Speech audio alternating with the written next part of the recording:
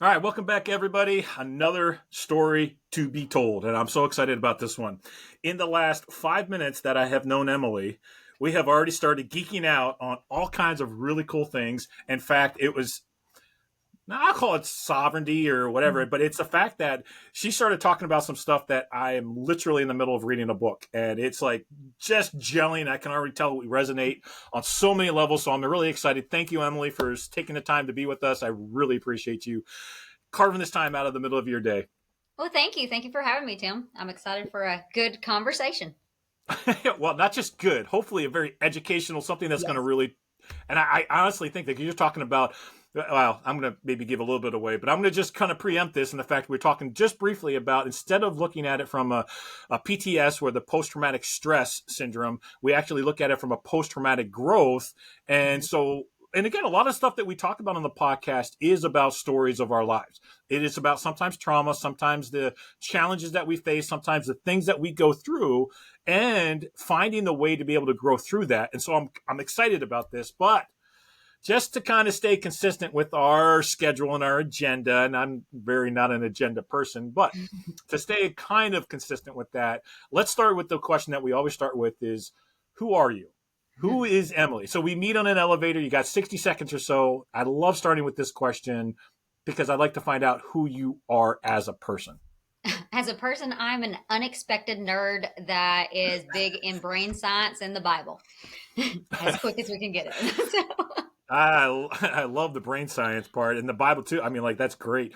Um, there's going to be so much cool things that we're going to talk about here because the brain science is, and I was just sharing this, so I'm going to share this with the those that are listening as well. Is my journey for the brain science started way back when I was in high school, and I read the book Coming Out of the Ice, and Victor Herman, who talked about being in a concentration camp in Russia during World War II, and the fact that he loaded a rail car full of logs to stay alive. They tried to kill him, but he was able to mentally put his body through a lot of challenges and a lot of Mhm. hardships because he was able. And then he came out and he writes an incredible story. It's out of print, so you have to find, if you're going to find it, you have to find one of the out of print books. But it was just my step into how powerful our brains are and how much they Mhm. can affect everyday life.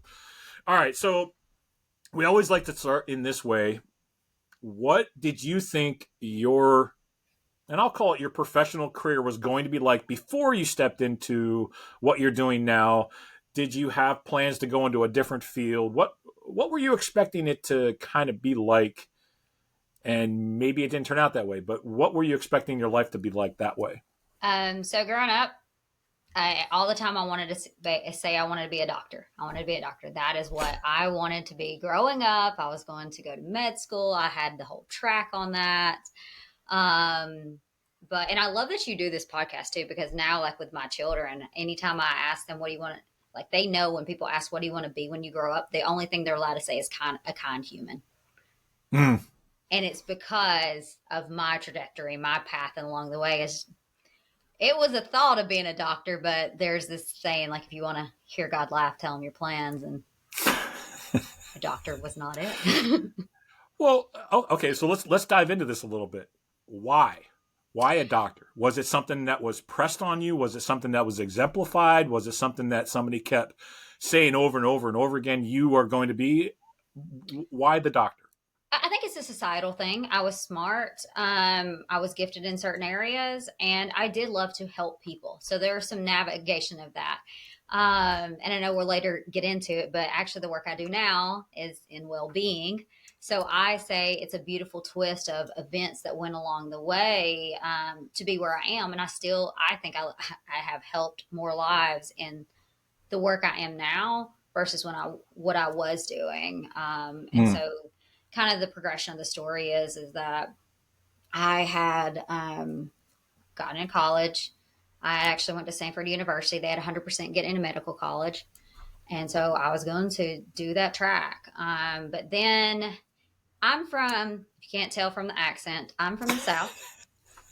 And Birmingham is in the South, but it was pretty city for me. And it's like at night, like there were sirens all the time. It was so loud. I'm just like, I can't. And also there it was like everybody. It was just a different life that I'd ever like. I was the one. I grew up hunting, fishing, so I was the oddball. And like when it was cold outside, like I would be putting on my camo and my bibs and like walking across campus, and they're like, "Who is this human?" Like, and so I just didn't.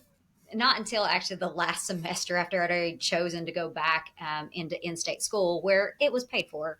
I went from Sanford to Kennesaw State University, and I went into my senior year, and it's just like everything. And I started shadowing and doing all this stuff, but it was just I changed my major my senior year, and went to exercise and health science because it is whenever some of the changes were going away or around possibly with the ACA. Then you talked with some of the doctors, and the doctors like, this is really getting really paper based, like, or like we got to Mm. do notes. We're not really getting to serve people like we used to. And basically, they all told me, don't do it.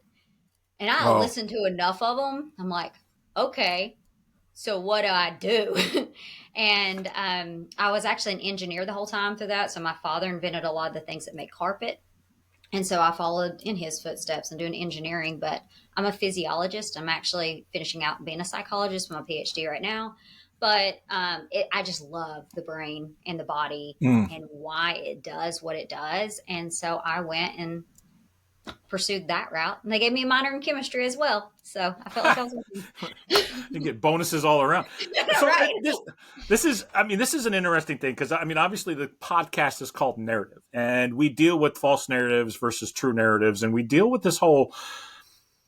The narratives come from many different angles. Sometimes they come from society. Sometimes they come from our parents. Sometimes it's a life that somebody else wants us to live. Sometimes, again, it's exemplified, and so we feel like we have to follow that example. Sometimes it's a direct comment and saying that we have to do that. So when we look at this component, and it's really interesting that you bring this up, that you always were going to be or thought that you were going to be a doctor, and then all of a sudden this, Mm-hmm. like, oh, I would call it a revelation Mm-hmm. of not. Is that part of a false narrative that you put in? So there's different parts of the narrative. So basically, it either comes into your heart where you actually are believing it versus the knowledge, and there's different things that we actually believe versus what we know. And Mm-hmm. sometimes we know things, and yet we still believe the opposite. It's just the way some things work. But when this narrative came down to you, was that a heartfelt belief, or did you always kind of think that I'm living somebody else's dream?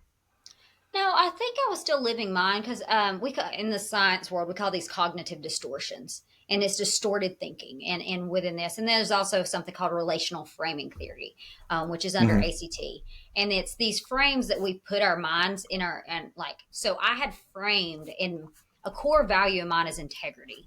And so, because of that, I had framed my mind telling everybody I'm going to be a doctor, I'm going to be a doctor, I'm going to be a doctor. So, internally, mixing with that core value of integrity, I stayed on that path.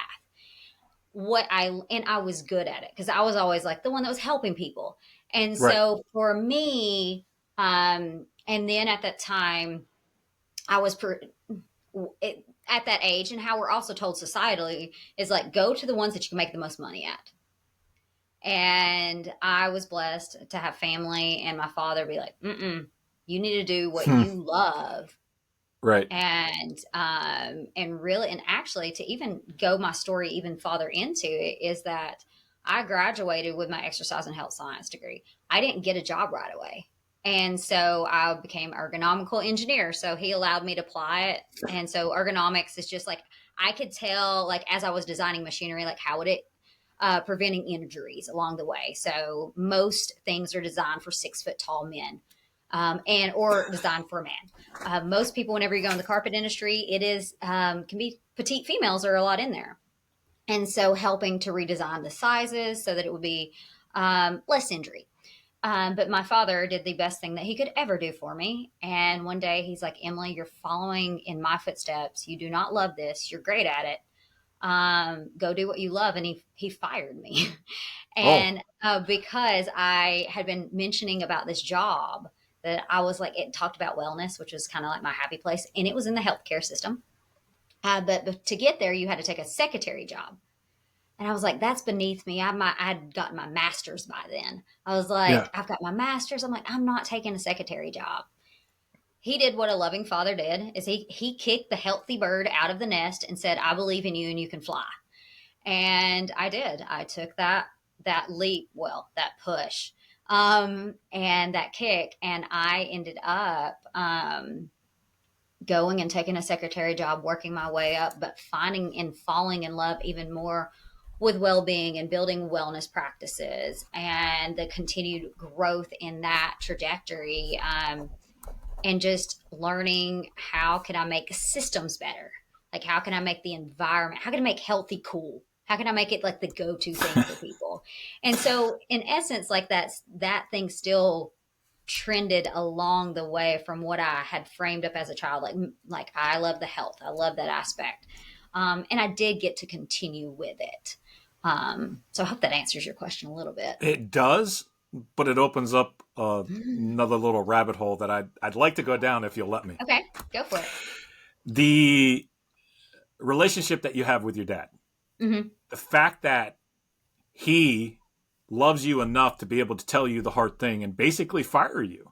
Mm-hmm. How did you respond to that? And I want you to answer both in a couple of different ways here, because one is when you're looking at that, you knew that your dad loved you, but sometimes things like that happen and you don't always take it that way. You don't always accept it that way. So was there any kind of contention that happened? Were you angry at any point in time? And then how did your dad come across in a way that allowed you to accept that and say, okay, let's go ahead and keep moving forward and let's actually fly.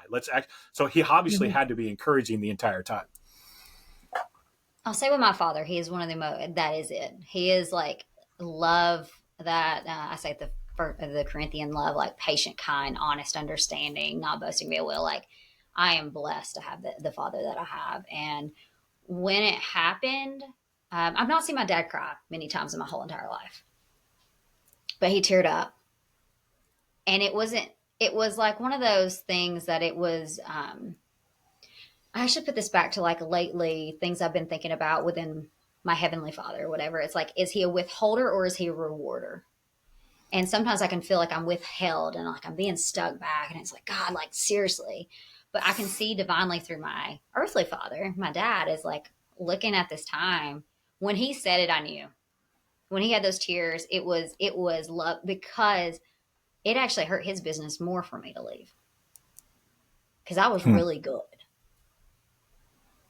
And the leap and the push to let me go was a gift, but also a hurt for him. And so to know that and to see that, like I'm still, and like I'll even get visceral reactions to this now, like I'm in awe of the kindness and love. And we just cried. Hmm. But he knew that's what I needed. He knew that is my next step. And the beauty that continued to go in this story is that like I worked my butt off. Like I was actually named top in the nation at what I did. And then I work and I oversee all the well-being for all the doctors for a massive healthcare system. I was like, okay, like I'm helping the doctors be healthy and teaching them because they didn't get a lot of the nutrition or physiology classes and this stuff. Right. Um, but then I come home one day and I am sitting with my son, and we're on the porch and we're just swinging. And we're talking about Pokemon, and we're talking about like all the things in life, that an 8 year Yeah. old can talk about. And he asked me this one heartfelt question that really is my trajectory, my career pivot. And it's another version of love, just like my father gave me. And he said, Mama, what if you could be a human being instead of a human always working? And I was like, wow, kid, like I'm doing wellness. I'm literally one of the top in the nation at this. And I am coming home. And you're just like, my mama's not here. Like I was working my butt off. Like I was doing 60, 70 hour weeks. Like some of the structures of the company, they had multiple offsite locations. And so, but you had to clock in. But if you didn't get to clock in, it didn't count. And so I was just pouring in the people. And so that gave me even more of the shift that I needed to dive even deeper into. Because at the time, the wellness I was looking at was exercise and movement. It wasn't the mind or the body, or more, it had more with the body too, of like sleep and mood, but then your spirit too. Like combining all those. And that he actually named my company. Most people cannot pronounce it. I always say blame the 8-year-old, but that's what my company is called. It's called WorkSpeed. We take human workers and we need to teach them how to be human beings. But in that space, they do want to do work. But you're a human being, not a human doing. And you have to be a human being first before you know what to do. And even for today, I will say that like I am not helping. I'm not in, and I don't want to be in the hospital system. I was in it. They are amazing humans. It is not, unless God puts me there, I will try to refrain from going back unless it's on a Right. consulting aspect. But my trajectory, I'm still doing what I think I was known and called as a child, but now how it looks, and this is what I love telling my kids all the time. I was like, just figure out what you want to be as a human Mm-hmm. and like some of your gifts and talents along the way and just experiment, especially through your 20s. You don't Yeah. have to know it out. And especially even if we want to get nerdy for a minute on the brain science, like our brains are not, they say 25, we're actually seeing because we have a lack of divergent thinking, which means critical thinking skills, that we just like hear things or like think of, like for the audience, if you actually anything I'm saying right now, like if I say a stat, you just take it at face value. I'm going to ask you to go explore and see if I'm true and what I'm saying is right. That's divergent thinking, critical thinking, not just listening to somebody because they sound confident in it, but to actually go look and see the research in it. But they're now saying that divergent thinking or that the development of our brain is actually going to now, some are saying 28 or even 30 and the trajectory from it. So Wow. Well, all right. So I've got a lot of different questions here, and this recording might go a little bit, but we're gonna explore these topics because I think these are just phenomenal topics. So first of all, I mean, when I asked about your dad, you immediately told me how generous and compassionate and kind he was. What did you personally take away from that conversation? personally, I took away a gift. It truly it was. I do think at that time that it was just love, and it was a blessing of my path and blessing going forward, um, and belief. Like both my parent, my mother and my father, like you want to talk about people that believe in me, they believe in me. So how does that now impact your life and your work and your family? Oh, I say What do you're a you human. how do you flesh that out? You're a human at home, work, and play. Your physiology doesn't know the difference.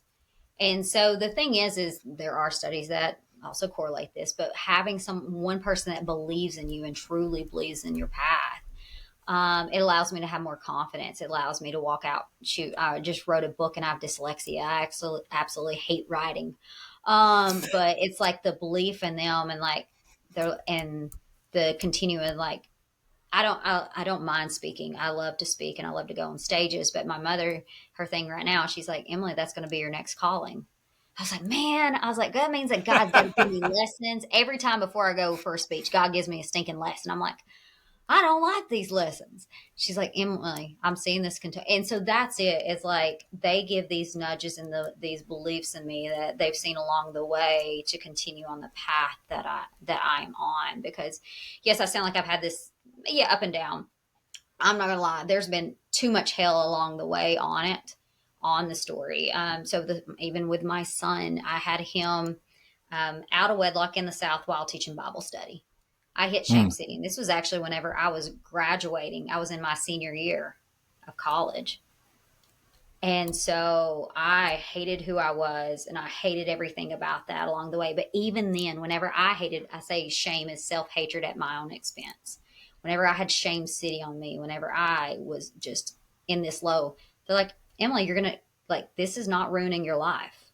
This is a blessing in your life. You don't see it now, but it's a blessing. So that belief continued. And even whenever I started my own business, like they believed in me, like, and it just continues to grow. And like, again, writing the book, they're like, Mom told me the other day, she's like, quit giving it out for free. I was like, I'm not. These are the pre-readers, okay? She's like, it's good. I was like, I'm doing Oh, it. it's part of, say, Mom, that's part of marketing. That's how you do the PR. You got to get that out there. And so, but it's like they believe in me, and that has never faltered in Mm-hmm. any part of my life. And I'm 37 now, I'm going to be 38. So, Mm-hmm. So, how does that reflect in the relationship with your son now? Because you've oh, had a great example. So, and I've done a lot of reading on different things, so I apologize. I'll bring some of that in. But mhm. basically, there are two things that there's four things that children need, but two of them, one is stability and one is wings. And there's a whole book that's written by Patrick Morley on that. But the stability gives you the ability then to actually stretch out those wings. So it's like this yin and yang kind of combination. And obviously, your parents gave you both because of kicking you out, plus the fact that you did have a lot of belief and a lot of stability in that. How does that translate into how you deal and talk with your son? Oh, I wish it was a different story on this one. That's So okay. This is the authentic part of it. I mean, yeah. this is why we do this because we Mhm. all make mistakes, like you just said, and this is great. Yeah, and that's what I was saying. And so my son's biological father has never met his son. And then, but at that shame city, I did not love myself well. And so what I did, I actually talk about in my book too, that there was this guy. I remember going to the funeral whenever I was still pregnant, and this guy told you, and he's like, "Oh, your life is going to be over." And I really had this like, "I'll show you" mentality that I'm going to be the best after he said that. And what I say is that I'll show you, that is an entrapment. And so I went to the first man that I felt like had attention, because I felt like damaged goods. And this guy, he adopted my son. And the thing that came along the way is his family was very good to my son in the very beginning. And my husband at the time was very, very good for my son. Um, but then we got married pretty quickly, and things started to change. And you talk about stability. So that's serotonin in the body. So it's the safety cop of the body is what we call it. It's Mm-hmm. actually 90% of it is actually produced in our gut. It gives us these gut visceral reactions to things. And it's also secreted within sleep, and also is very imperative for mood and development. But within that, my ex, now he's my ex-husband, was very volatile in how he treated my son. He was a tough, like you're supposed to be tough love on the guys, like, but at the degree that it was not healthy. And then from there, my ex did have an affair, and we tried to work it out. It did not work out. But I remember this critical moment. I write about it in the book too, and it's where it was the time, like we had holes in the walls where he'd get mad, he'd drink a little bit, and he'd like punch through the holes. We knew that. I remember this one time we were living on a farm, fixing the farm, putting up at our house. We were actually putting up fencing for more cattle and for some goats. Um, and my ex, he had a problem with alcohol. I'd been in therapy to say I was no longer going to be your gatekeeper in there, no longer your gatekeeper and enabling. And so I told him, I was like, he came to me, he's like, can I have a beer? Like, we're going to be working all day. And I was like, no. I was like, this is a part. This is why you said that you had the affair. So we're going to like, eh. And he blew up on me, absolutely blew up. And I knew that rest of the day was going to be awful.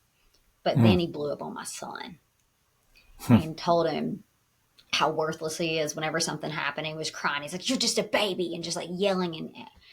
And I say all this to say that my son did not have the stability from a father figure, which I do. Everybody has a past, and now I can look back on my ex and have grace and for him and empathy for where he was at.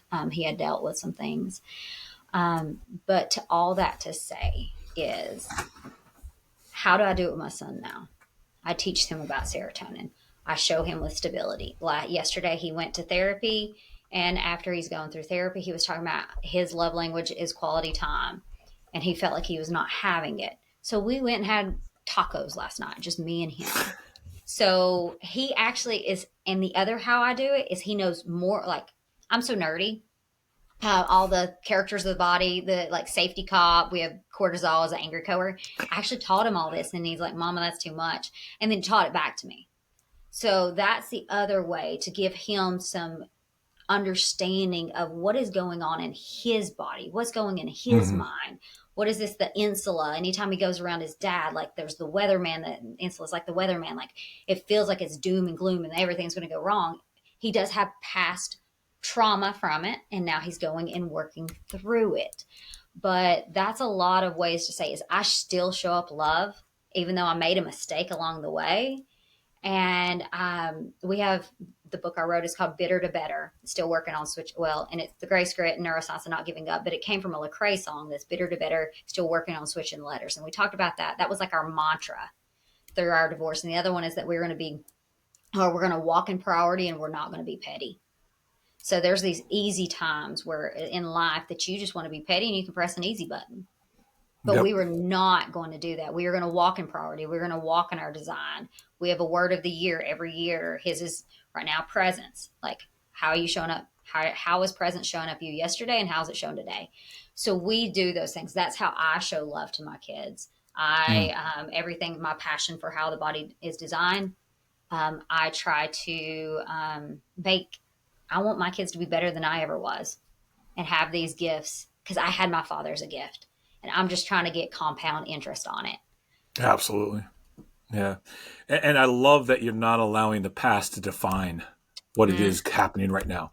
And that's happened so often where the past starts to define who you are, what you do, how you react, all of that stuff that you're talking about. And I think that really comes to the key of what we said at the very beginning of this PTSD, which happens to everybody, where we allow that trauma in the past to define who we are versus allowing the past trauma to make us better, to become better rather than bitter, and to grow into that. Let's transition into this because I think this is going to tie in directly into your work and what you do and how it all portrays to your mm, family.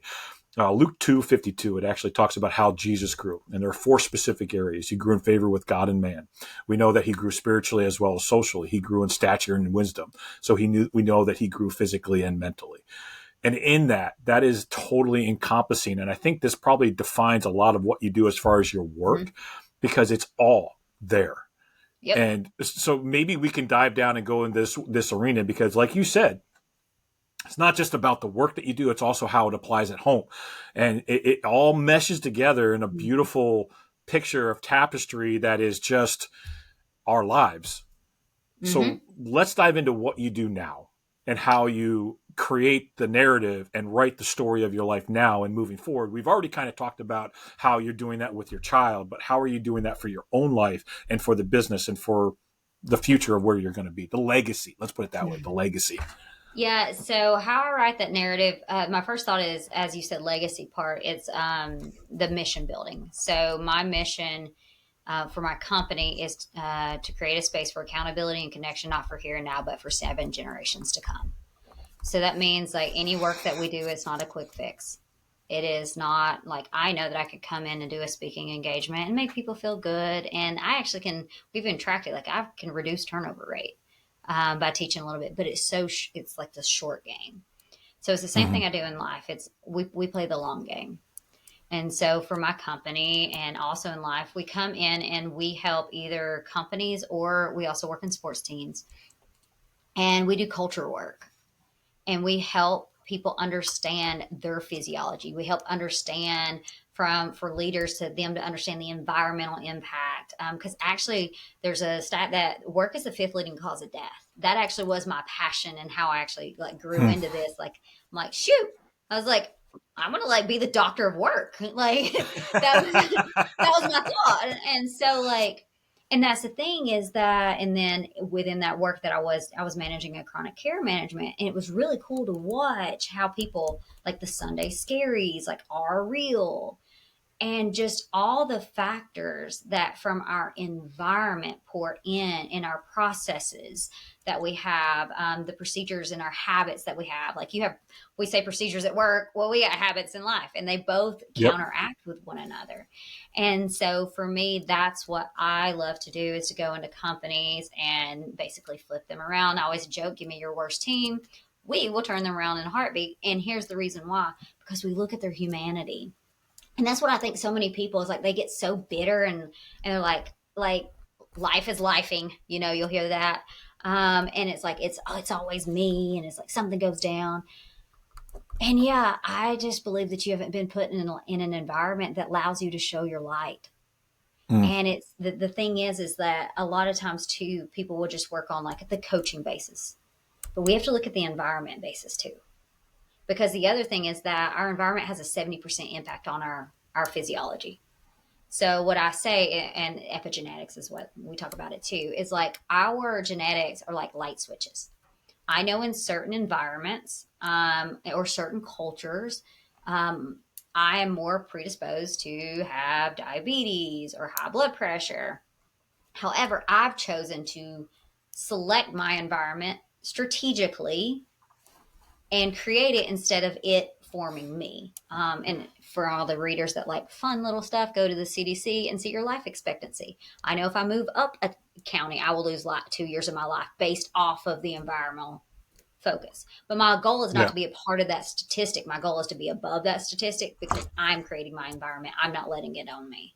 Right. Right. Right. Um, and so those are some of the things that like we do in work. So people come into work and they're stressed out, Hmm. and you actually might be in the right spot, but your environment might not be allowing you to see it. It might be making you bitter instead of the better side of it.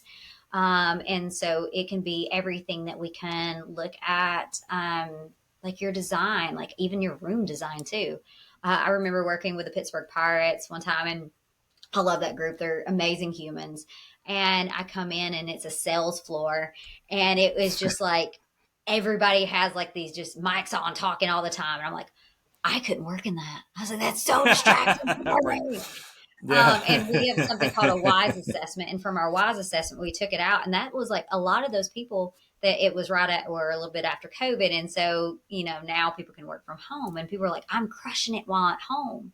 I was like, well, that makes sense because for you to focus, you like more like the library style comparative Right. to some people. They like to have like the coffee music background noise, Yep. and just figuring out what makes your brain work better, like in the environment. And have you gotten reps and roll? The fun thing too is a lot of with the Gen X is that they're used to texting. Not many of them talk on the phone. I know. Drives me nuts. My kids are that way. It drives me so nuts. I'm like, dude, you're absolutely See, correct. But God, I need to get. Yeah, I got you. but that's how they grew up that way. Yeah. And so Yep. then you tell them to go make sales calls and they freak out. And then you have a sales manager at the time that is no longer with them, would go in and do a round, was it hot seat? And he would Yeah. just put the phone on, press call, like spin it, and then just point to somebody, and they had to answer it whenever it was time. That freaked them out. And then Yeah. what does that do? That's cortisol, shuts off their learning centers of the brain. You're trying to teach them a lesson. You're actually just making them freak out and hate you more. And so we had to talk through all of that on a physiological level of like, it's good in theory. We do need them to get reps in the role, but what is the environment for their brains based on their environment, based on how they've been raised, to be able to hear and actually learn. So that's what we do whenever we go into companies or we work with athletes or sports teams, Yeah. is we get to get nerdy on physiology and psychology. But it's amazing though that there's there's this much that goes into the process of how to connect our personal lives along with our business life. I've because I do quite a bit of teaching and I love doing this as far as narrating. But the one thing that I always get extremely irritated with is this whole aspect of a perfectly balanced life. And I just get so like anytime anybody brings it up, it's like, how do I balance my life? They're like, you don't. It's not. That is not a thing. That is a Myth. false narrative of a business life that just is not ever going to exist because there's different demands. You have Mm-hmm. things that happen, and what you were saying there too is so true. Like how our lives, and I'm just talking from my own personal experience of being in either the corporate world or some of the other things. When an individual started going through a divorce, you could see immediately the impact that it had on their performance on the job, because our personal lives are always going to, and vice versa. It has, you cannot separate this stuff out. And yet we try and attempt to separate it out. And that's what you're, I think, saying is that this Oh, is all interlinked. yeah, and that's the thing for that is like one of the KPIs even for my company, my team is date your spouse. Like Mm-hmm. I pay for them. Like if they haven't went on their date, I'm like, it's date time. Like you need to go because that's the thing is like divorce can destroy your performance. Mm-hmm. And my divorce is one of the it's an ugly, nasty one that I do not wish on even my worst enemy. Mm-hmm. And I'm not going to go all into that because I know where we're at on time too. Y'all gonna read the book and figure it out. Yeah, there you go. A little suspense. But yeah, but I'll give a little snippet. At one time, there was our propane tank line got cut and we were almost blown up. Mm. And so it was talk about safety and stability. It was everywhere, all while I am managing a farm, managing kids, and then managing a business. Mm-hmm. You can't. And the other thing that we do is movement. That's the other thing is like you got to get up and move. You have to make space for you because it Yep. wasn't until a divorce that I figured out like, and it was the first time I actually was in Pittsburgh and I was walking and I was like, oh my gosh, like I get my own time, like I'm walking, like, and I could just breathe and like Mm-hmm. and I wasn't and I will say too as whenever there's another chapter in the book it's called take your bucket and go, and it's actually where I was screaming at my child to take her throw a bucket and walk away because I wanted therapy so bad. So I was Yeah. so not perfect in this whole thing, Yeah. but to say that the humanity of it, you have to fight for you, and Yeah. I didn't know that. A lot of people talk about servant leadership. I'm going to say steward leadership because Mm. servant sometimes like you do it at the expense of your well being. I want you to Yeah, that's a steward. very, very mistaken term when people use that, and that was a Robert Greenleaf thing that started. But it's, if we don't define servant correctly, it can totally mess up our brains. Yeah, and so we Yep. say steward leadership, and that's the thing is Yep. like, and the other thing how you said balance, we say synergy. Like, can Mm-hmm. you show up at homework and play? Can you be the have alignment at homework and play? Are your core values through at homework and play? Can you have what we call as hot conversations where you're humble, open, transparent, and not throwing heat, which means hurt, ego, assumptions, or temper? Can you have Yeah. these things in all of these areas of life? And it does not mean that it's going to go great. I will tell you, last It's weekend, not. we're still 3 years. I've been divorced for over a year. We're on our third contempt charge or third contempt with multiple, like 15 contempts. You have to work for that. Last Mm. weekend, took my kid out of state. I had no clue where it was, but I know the direction there was. There was mudslides. Still didn't know. Didn't have access. But what am I supposed to do? I still need to Yeah. show up with my son is with me now. Like he does not go. I still have to show up for him. I can't be freaking out. So it's you have to train your insula, the weatherman of your brain, the whole time through this area to be like, yes, you need to lean on faith. That's my thing for me. Like I have to lean Yeah. on faith, but we don't spiritual bypass and say like God's got this all. Like He's got it, but you still have to do things. I did what I Yes. could. I sent my stuff to my lawyer. I called my lawyer. I did the best I can, and then I have to just let it. I got to let it set. Mm-hmm. And there is that faith component, but these things do own us. And so you have to figure out what are you going to give power to because what we talk about is fear. All fear is just reverence. Yeah. What you fear is what you give reverence to. And so what are you fearing for me? And I've learned that I can't have and be compulsive with my fear towards it. Granted, it took me 3 years, and I'm still a work in progress, but I've now calmed down so that I can be present with the others around me. Yeah. Yeah. And I want to say this one thing because everything that you said is 100% true and it's all there. But I can tell you just, again, from personal experience as well as some of the others that I've seen, is when you wake up in the middle of that situation, you wonder how you got there, just realize it was a slow fade. It was a Mm. slow growth into that. Oh And it yeah. didn't happen overnight. Situations that you get yourself into, it wasn't like, oh, I'm so stupid because I'm now here. No, no, no, no, no. You, it, people manipulate, people will take advantage, and they'll edge and edge and edge and edge, and they'll keep bringing you all the way along that until all of a sudden you're in a point where I can't do this anymore. So don't ever get down on yourself in that, because it's always, every time I've ever seen it, it's always been a slow, gradual, consistent move in a direction that they want you to be into. So Yeah, and it's your setback is a setup. mm-hmm. And like really getting that reframe, or what I say, my mess is turned into messages. I didn't want to, like I said, I didn't want to write the book. I got 30 chapters on it. I kept saying, God, can we stop at 10? Can we stop at 15? Can we stop? And it kept going. And I'm like, I am done with this. I am so sick of this. Yeah. But the thing is that like going on here, like telling, like what the work that you're doing is tell your story. So the reason why this is so important too is actually it's a lot of your vagus nerve too, but a lot of people, they'll keep it in. And I've been speaking on stages for years now. And what I've learned is by speaking up, there's also a thing about the power of your testimony.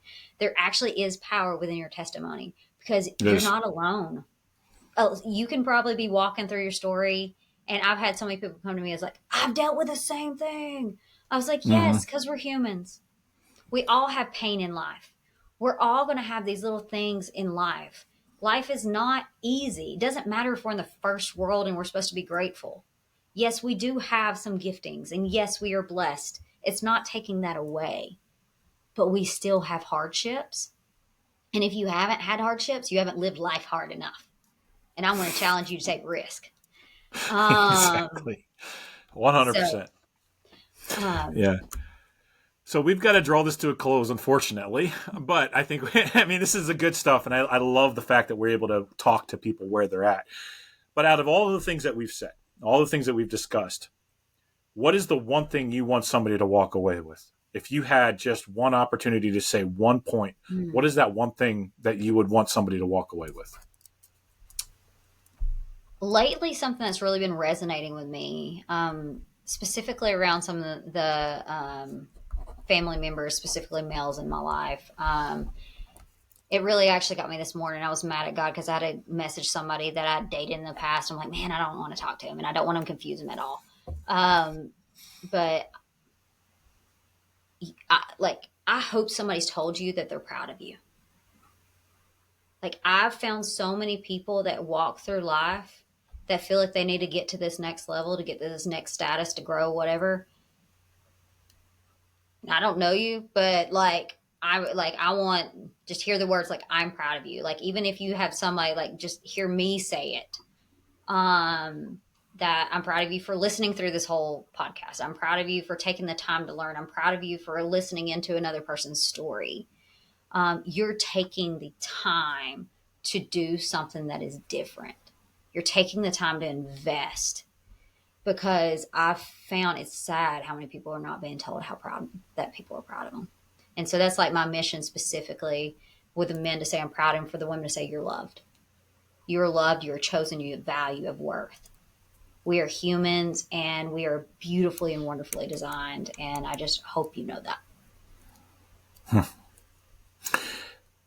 There's so much more we could say on that, but that is perfect. I'm not even going to expand, because that is a message you need to hear, that you are loved and that there is somebody that is proud of you. And I guarantee you that is true in your life. How can they get in touch with you, Emily? What's the best way to get in contact with you? So you can contact me. LinkedIn's my best avenue. Emily Kile, or my company Worksby, WORKZBE, and the book is launching in with it. It is called. You can go to yournerdyfriend.com.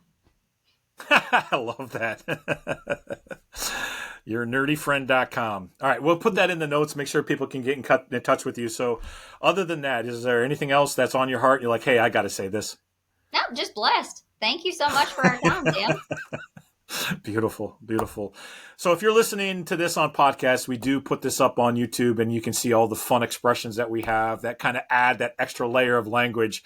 So don't miss out on the YouTube side of things if you're just listening on the podcast. But until next time, keep writing and crafting your story. And remember that you are not alone. You're not the only one going through it. We all go through hardships. We all go through trauma. We all go through challenges. And the fact is that we can come out on the other side with more growth. We can actually be better individuals.